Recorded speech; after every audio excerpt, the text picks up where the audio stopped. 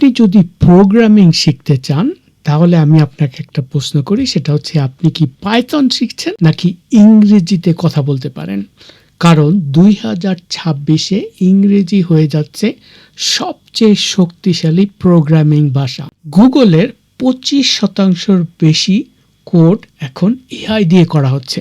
Mark Zuckerberg বলেছেন যে আগামী 12 থেকে 18 মাসের মধ্যে মেটা বেশিরভাগ কোডই এআই দিয়ে জেনারেট করা হবে। ওয়াই কম্বিনেটরের ব্যাচে 21% স্টার্টআপের কোড বেস 91% বেশি হচ্ছে এআই দিয়ে তৈরি। আমেরিকায় 92% ডেভেলপার প্রতিদিন এআই টুল ব্যবহার করছেন কোডিং এর জন্য। বিশ্বব্যাপী 46% নতুন কোড এখন এআই লিখছে।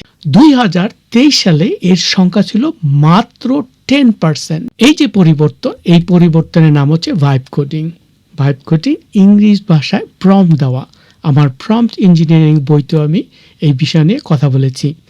আন্দ্রেস ক্যারাপাথি এই শব্দটা 2025 সালে প্রথম ব্যবহার করেন এবং এর মানে হচ্ছে আপনি ইংরেজিতে যা বলবেন এআই সে কোড আপনার লিখে দিবে।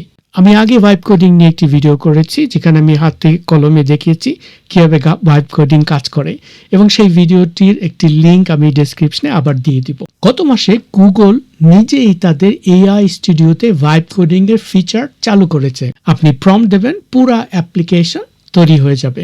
গবেষণায় দেখা গেছে যে এআই এর তৈরি কোডের 45% এর মধ্যে ত্রুটি থাকছে। 63% ডেভেলপাররা বলেছেন যে এআই এর কোড ঠিক করতে করতে তাদের এত কষ্ট হচ্ছে যে নিজে যদি এগুলো লিখতেন তাহলে হয়তো আরো তাড়াতাড়ি হয়ে যেত। ডেভেলপারদের এআই এর উপরে আস্থা 2023 সালে ছিল 77%। আশ্চর্য হবেন জেনে যে এখন এটা নেমে এসেছে 60%-এ। ওয়াশিংটন পোস্ট রিপোর্ট করেছে যে এন্ট্রি লেভেল প্রোগ্রামিং চাকরি সবার আগে প্রভাবিত হচ্ছে। যেই কাজগুলো আগে জুনিয়র ডেভেলপাররা করতো সেগুলো এখন এআই দিয়ে করে ফেলা হচ্ছে। কিন্তু এর মানে এই না যে প্রোগ্রামারদের আর দরকার নেই, বরঞ্চ উল্টোটা। যে ডেভেলপার এআই এর কোড পড়তে পারেন, ভুল ধরতে পারেন, ঠিক করতে পারেন, তিনি আগের চেয়ে এখন বেশি দামি।